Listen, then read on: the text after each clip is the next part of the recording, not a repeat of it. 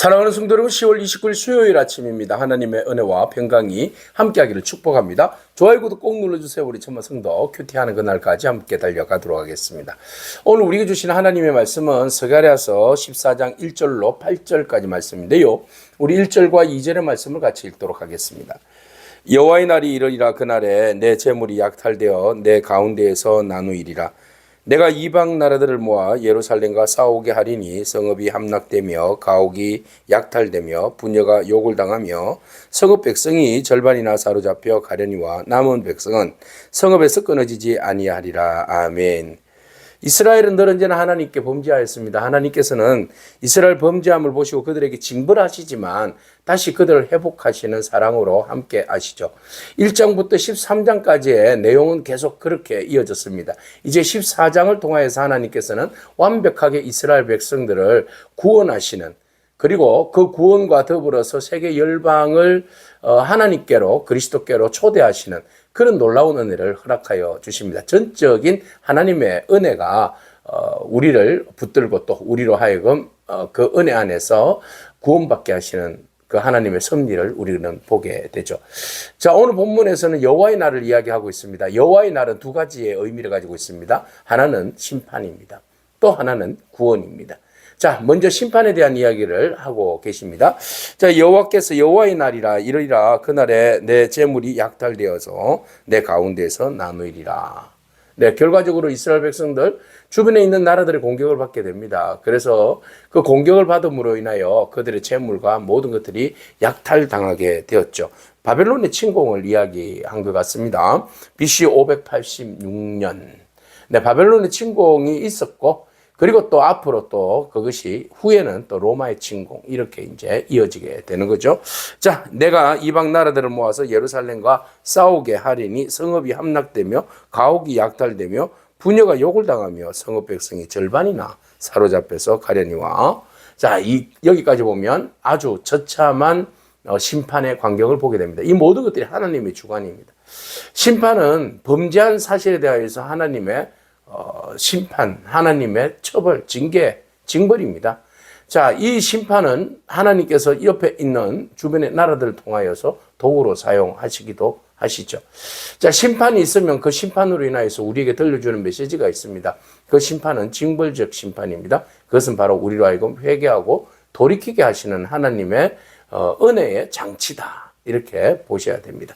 자, 그렇게 함으로써 결국은 그 심판으로 인하여서 우리가 고통 가운데 있고, 어떤 사람은 끌려가고 죽고 힘든 일을 당하고 또 배교하는 일도 있고 하죠.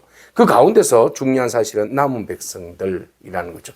남은 백성들은 성읍에서 끊어지지 아니하리라. 네.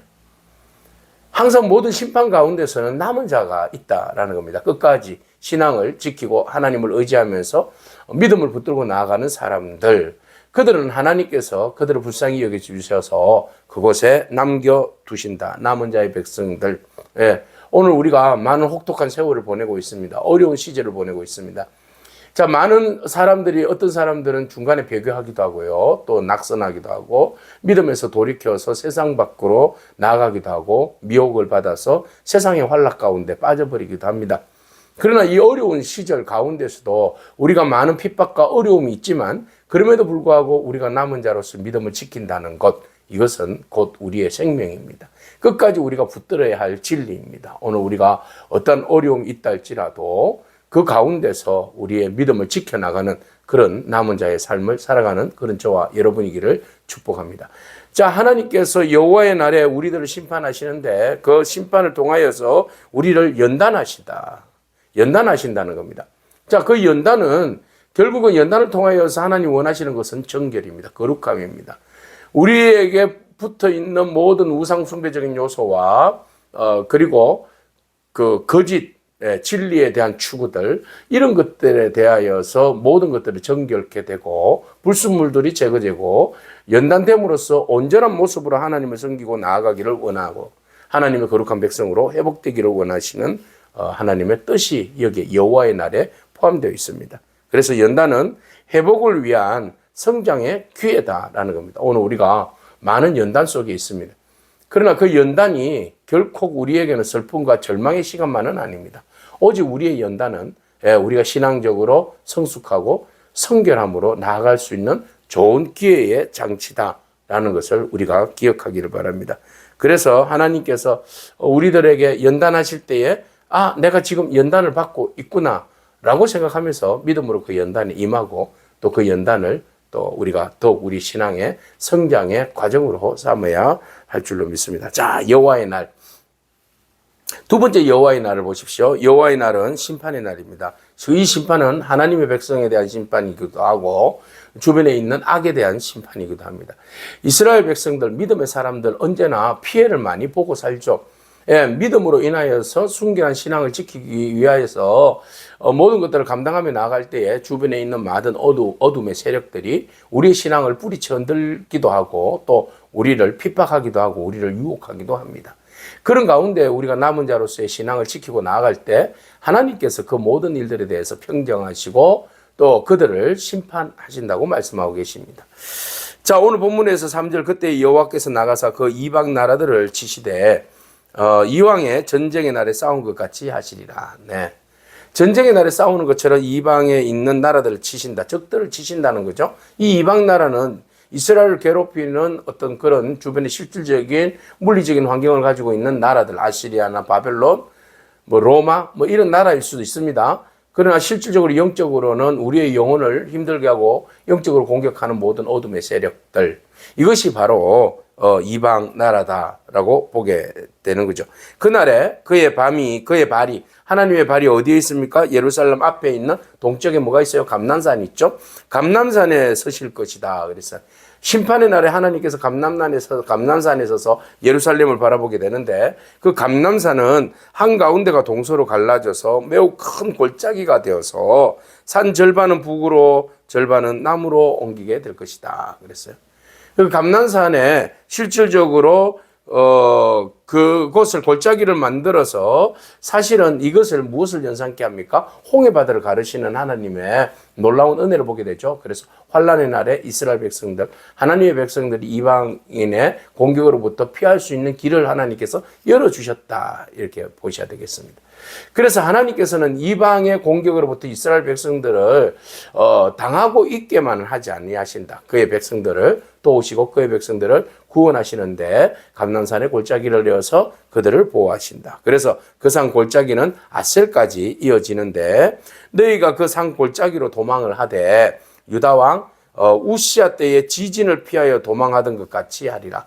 실질적으로 우시아 왕 때 큰 지진이 있었잖아요. 아모스 1장 1절에 보니까 제위 27년째의 큰 지진이 있어서 그때 굉장히 큰 충격을 받았다. 이런 역사적인 사실이 있습니다. 자, 그래서 그때 엄청난 지진이 있었는데 그 지진으로 인하여서 사람들이 얼마나 많이 우왕좌왕하면서 도망갔겠습니까? 지금 이스라엘 백성들이 큰 환란으로 인해서 도망가는 그 모습을, 그때의 모습을 당겨서 그대로 표현하고 있는 거죠. 그래서 나의 하나님 여호와께서 임하실 것이요 그때 모든 거룩한 자들이 주와 함께 하리라. 환란과 핍박과 어려움의 그 전쟁의 그 심각한 상황 가운데서도 중요한 것은 바로 하나님께서 임하셔서 우리 가운데 임하셔서 모든 거룩한 자들, 마지막에 순결하고 살아있는 남아있는 자들, 끝까지 신앙을 지킨 자들, 여호와께 피하는 자들, 이들과 주님 함께 하신다라는 거죠. 하나님이 함께 하시면 우리가 어떠한 어려움도 고난도 이겨낼 수 있는 겁니다.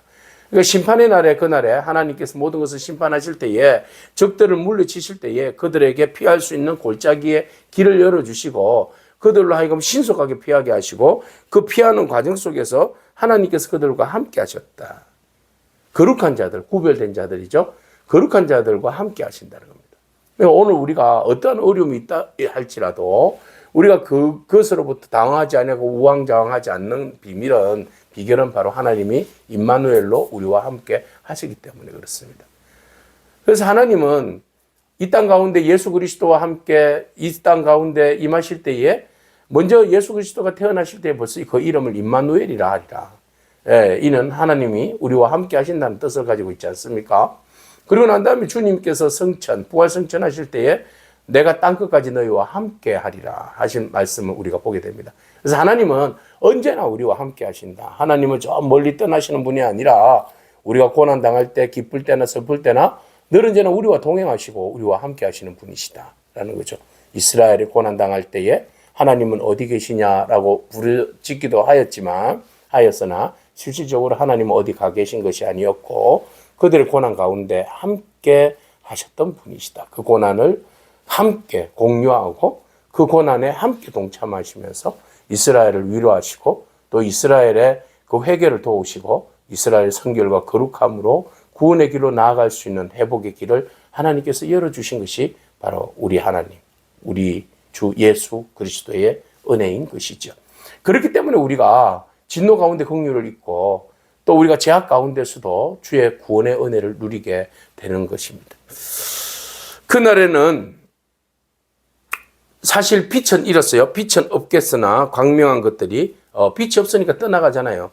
그래서 어두움이 영적으로 모든 것들이 어둠으로 잠기는 그날이 된다라는 거죠. 그래서 그날이 오면 모든 것들이 다 잠긴 것 같은 예루살렘의 멸망과 더불어서 공격을 받았을 때에 모든 것이 다 무너진 듯한 그런 이제 상황이고 이방인들이 쳐들어와서 공격을 당할 때에 모든 것이 다 끝난 것 같은 그러나 하나님께서 어떻게 하시겠다는 겁니까? 여호와께서 아시는 한 날이 있으리니 낮도 아니요 밤도 아니요 어두워 갈 때에 빛이 있으리로다. 영적으로 어두우면 어두울수록 낮도 밤도 아닌 것이 바로 빛이 있으리로다. 절망 가운데 작은 빛은 굉장히 큰 빛으로 보여집니다.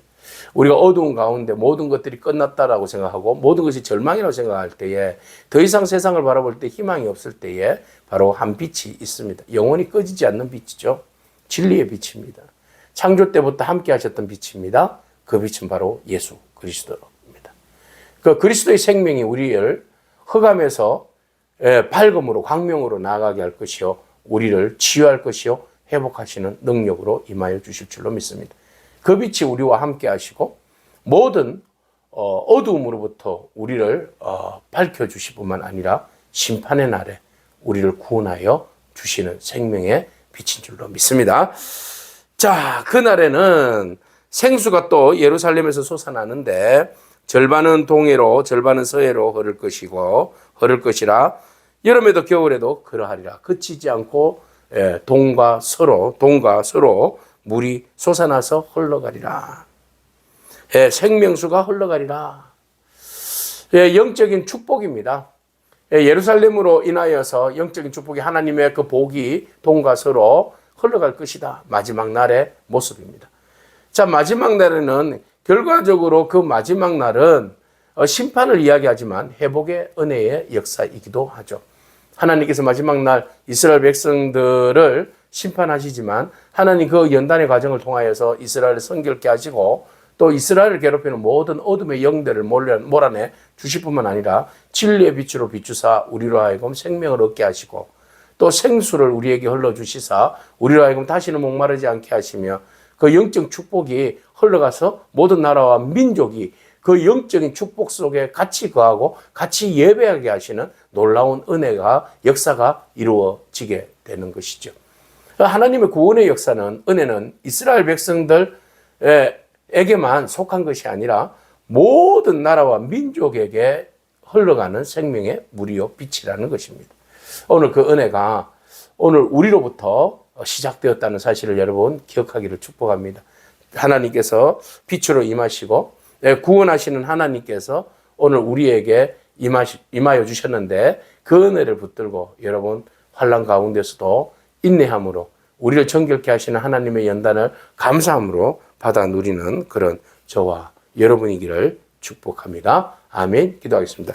하나님 감사합니다. 주님의 날, 주님의 주권이 분명히 온 땅을 다스리시고 또 그 하나님의 주권으로 인하여서 여호와의 날을 우리가 맞이할 때에 친히 우리를 심판하시지만 또 우리를 회복시켜 주시는 하나님의 놀라운 은혜를 보게 하시니 감사합니다. 하나님, 우리가 당연히 우리의 죄로 인하여서 심판을 받고 우리가 징계를 받아야 하지만 직노 가운데 긍휼을 베풀어 주시고 우리를 사하시며 용서하시고 다시 회복케 하시는 하나님을 우리가 기대함으로 나아가기를 원합니다. 언제나 우리와 함께 하셨고 지금도 또 내일도 함께 하시고 영원히 우리와 함께 하시는 하나님을 전적으로 신뢰하며 믿음으로 주님 바라보게 하여 주옵소서. 모든 것이 어두울 때에 하나님은 우리의 빛으로 예수 그리스도를 보내주셨고 영원한 생명수로 우리에게 허락하여 주셔서 우리로 하여금 다시는 어둠에 거하지 않게 하시고 목마르지 않게 하심을 감사합니다. 그 빛을 따라서 우리도 생명으로 살게 하여 주시고 주님의 뜻대로 열방의 복음을 전가하는 그런 믿음의 삶을 허락하여 주옵소서. 예수님에게 하신 이름으로 기도합니다. 아멘. 오늘도 믿음으로 승리하길 축복합니다. 아멘.